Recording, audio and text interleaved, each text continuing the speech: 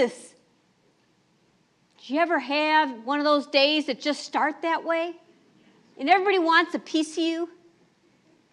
But ministry, service, how wonderful it is. Where did that spark of service come from? Well, for me, my parents modeled that every day. When I was in high school, the Daughters of Charity, the sisters that taught there, brought me down to the inner city of Chicago to reach out to our brothers and sisters who are poor. And as I did that, I felt God calling me. You have so much love to give. Can you share my light? Can you share my love with those in need? I heard that call, and thus I responded and became a Daughter of Charity, a community of Catholic sisters who serve about 12,000 around the world, who serve those in need. I went to the seminary, our novitiate, and I came out and, world, you were so lucky to get me. I was just so gifted and so talented. And they sent me to Allen Memorial Nursing Home in Mobile, Alabama. This Yankee from Chicago was going to become a Southern Belle. I loved working with the elderly, so I was thrilled to go there. You know, I just wanted to be there and do all those things. And you wouldn't think that being a nursing assistant is very stressful. But bath now, shower now, food now. I was just feeling pulled so much. And I still remember serving Mr. Brown. That was before HIPAA, so I can say it out loud. I went to see Mr. Brown, and you know, do you ever go to take care of your family or in your workplace, in your congregation, and you say, okay, I'm going to go in and be very present to you. But you're thinking, I got to get this done, this done, this done, and be over here. But I'm present, and I care about you, but your mind is way over here. That's where I was with Mr. Brown that day. And I was taking care of him, and he said, sister, this is like the gospel. And I'm like, you know, I gave that present face. You know how you do that. Yeah. Let's get this done and get out of here. Sister, this is like the gospel. Yeah, great. And who's the next one? Yeah. Sister, this is like the gospel. I'm like, what do you mean? He said, you're washing my feet. He stopped me in my tracks. What a privilege it is to serve your family, to serve your congregation, in your workplace. And you know what? You're not going to do it perfect. But somehow, God still worked through me that day, even though my mind wasn't in the best space that I had been taught. I think of Mr. Brown when I get so busy that I forget the person in front of me. As Daughters of Charity, when we go out to serve, we are to see Christ in the person in front of us. At daybreak, it is for the homeless. We take care of about 80 to 100 brothers and sisters every day. We provide laundry. We provide showers. We provide case management. We provide clinic. But our name is not shower break. It's not laundry break. It's not food break. It's day break. And that comes from Psalm 90. At daybreak, fill us with your mercy so that we may sing for joy all our days. We are daybreak. Hopefully, those services help people. But what people really need, what your families need, what your co-workers need, is that sense of filling the world with God's mercy and light. That is the call. And so when I go into daybreak, in the morning, where I've been for the last 8 years, I try to go into the big room where everybody comes in for breakfast. One, as the director, I kind of like to get the pulse of what's going on. But secondly, I need to remember that although my schedule is full, this is why I'm here. I'm here for the people. And then I have to start making decisions with this full schedule, and I walk in, and Sharon comes in, and she's got tears on her eyes, and she was beat up last night. What do? Do I stop and be present to Sharon? Do I say, let me get one of the case managers to talk to you? Do I say, that's why I wanted to get you in housing, why didn't you do that? Or, I'm so proud that we just opened in collaboration with the Macon Housing Authority, the Sheridan Health Center that has 82 units of housing and a medical respite and a clinic. It is great, but over the last couple of years, there were choices I had to make. Am I working construction today? Am I working daybreak today? And sometimes it was balancing that. And you all have to balance that. You all experience that. Sometimes you balance it, and sometimes you play super sister, here I am. And you try to do everything. And then I go home, and the sisters see me exhausted. Right? The spiritual journey to serve is challenging. But you got to be there for the long haul. And so that's why we need balance. You love that word, balance, right? We're going to be balanced today. You know, what is balance? You know, the teeter-totter. This is the exact point. Don't move. You will be balanced, and everything will work out.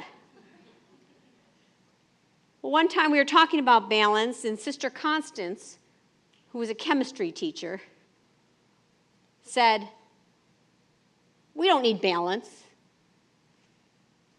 What? She says, what we need is equilibrium. Remember that chemistry class? You know, equilibrium is the cellular membrane. And it's amazing what our body does. That the sodium and the potassium, the water goes back and forth. And you know, on those hot days, you need a different composition. When you're running a marathon, when it's cold, when your body's responding to stress. And isn't it amazing? Your body moves sodium, moves potassium, moves water to find that equilibrium. And I love that concept because as we're making choices, do I do 10 things today? Do I do one thing well? The answer's never the same for any individual day when you're called to serve. You've had those days when you felt tugged. If you haven't, you need to go and do some more things. If you are having them, you need to stop and bring that before God and say, how am I going to find that equilibrium? I'll share with you some things that work for me. And as you're listening, ask yourself, what works for you? Because at any given time in our life and based on who we are, different things will work. First of all, my relationship with God is the most important thing. And I set a structure to my day. Our community, a sister, set a structure to our day. I wake up and I meditate. I pray with the sisters. We go to daily mass. Then I pray a little bit more walking in the woods. I love to do that. Then, during the workday, I see that picture of the laughing Jesus that reminds me to chill out. When we have a meeting, we start with a reflection or a prayer to let us step back and remember our mission is daybreak. Before meals, we stop and say grace just to bring us back to why we're here. And then in the evening, the sisters gather together again to break bread and share the day. To gather in the chapel and pray and meditate again.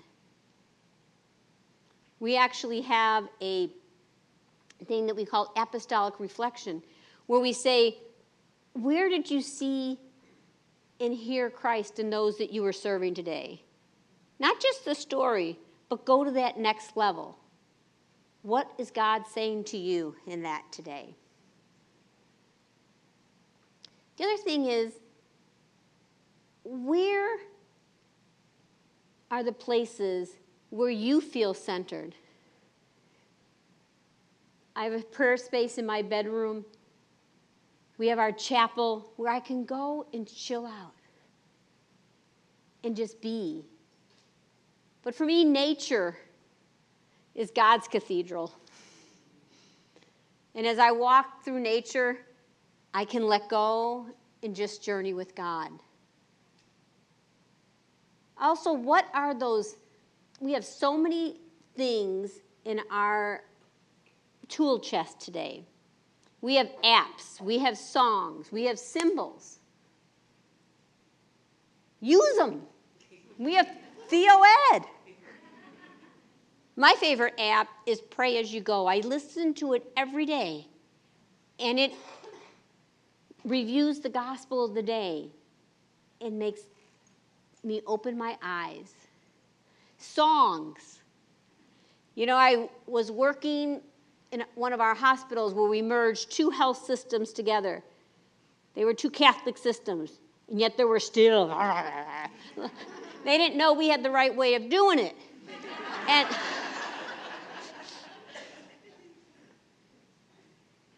And every day, I knew we were going to hit conflict. And Vicki Yohe had a song, I Just Want You. And I played that every morning going in and every morning coming out, because it's like, listen, Sister Theresa, it's not this way or this way. This is really God's ministry.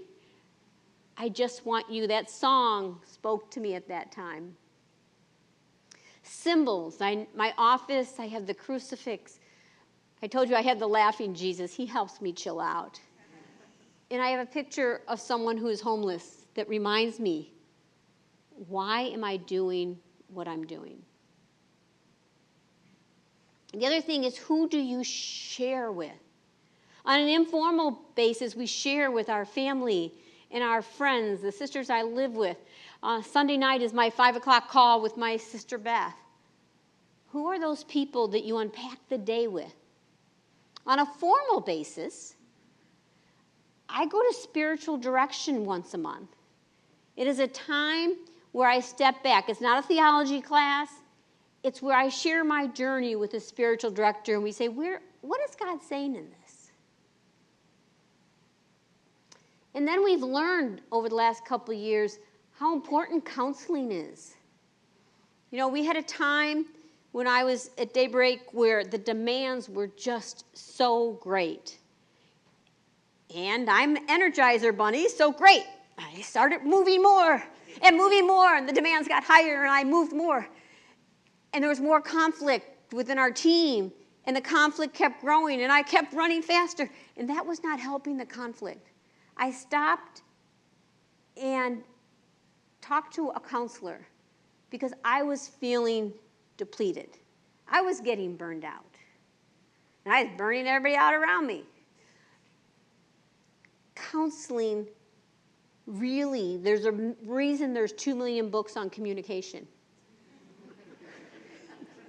Right? Take advantages of the resources that are out there. Another point is the team. Not only do I need to find that equilibrium, but my team, my family, we need to do it. In the heat of Macon, when I go out for my walk in the woods, the sisters laugh at me like, why? That's how I find equilibrium. But I need to be open at how they do. Be open to that. And as a team, we gather. We were not communicating well, so at 11 o'clock, we gather every day to share and kind of see where people are. And we find out that one of the team members is working on this big project, and we say, you're in timeout. It's not bad. It's not bad. You're not in trouble. But let's all handle the crises and let them get their footing. Okay? So as a team, how do we do that? Another thing is, what is your role? I'm the Savior, so none of you are. No. Oh, sorry, that was Jesus. Jesus. Sorry. What is your role? As a director, yeah, I can fill in for everybody on my team if I need to. But sometimes it's great. We had Holly came in one morning, and she had this terrible, terrible dental ache, and I connected her. It was serious. I connected her right away with the dentist, and she was taken care of. And not only did that take care of her mouth, but it gave her hope that someone cared and she could get off the streets. And it's great when I can do that. I love those days. But everybody is always asking me for something. So if I think I'm supposed to do the case management and the clinic and this, I never get to my job. But more importantly, if I do that, I start training our people to ask every staff member for everything. And it really works better if the case managers do the case management, if the coordinator takes care of the volunteers. You have a team. Also, when you have to know your job, know what you are and what you aren't. We do amazing things at Daybreak. We are not a mental health hospital. If you're in full-blown schizophrenia, we can't handle you right now. We have a great clinic, but we are not an emergency room. Know what you can do and what you can't. Also, you know what? It is God's ministry, so give him something to do.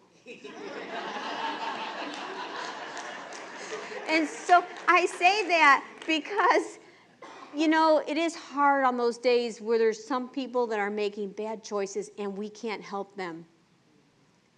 But we can. We can pray, and I can love you, and I can trust God to keep working in your life. And I know one of our participants once said to me, she's got out of the car, living in the car, and she's now housed. And she said, I come back. She was a woman that was Islamic and was afraid to share that she was Islamic. And she said, you smiled. You told me it was okay, and you were welcome for who I am. That presence is not just an afterthought. It is a real gift. The last point is trust God's journey for you. We have this glorified vision of what it should be, and then it's not that way. Trust where you are and that God is working with you. And even in those busy days when you think you aren't making a difference, trust that you are making a difference. Or trust that God is making a difference. Because we are the servant. We are not the Savior.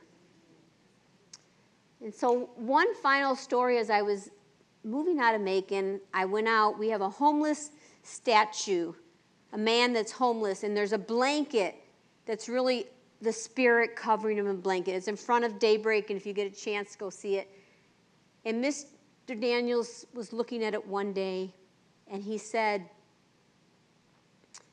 "Sister, when I was on the street, daybreak put a blanket over me every night.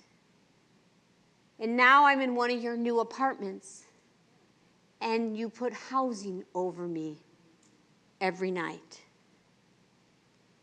And I thank God that His Spirit, working through our team and us, is able to do that. And even in the busy days, know that God will enable you to do what you are called to do. So continue with the mission.